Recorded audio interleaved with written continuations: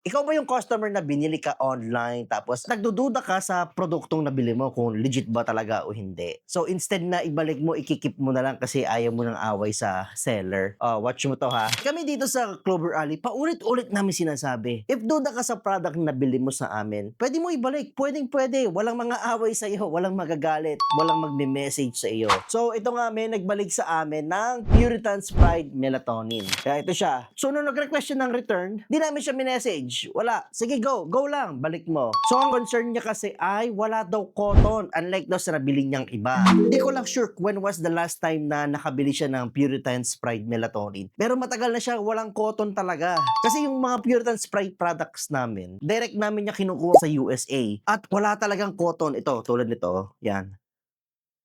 Pakita ko sa inyo ha. Yan, wala talaga. Sabi ko nga sa mga previous videos ko, paulit-ulit ko sinasabi, kapag duda sa product, yes, pwedeng ibalik. Yan, tingnan to ah. Wala talaga siyang cotton.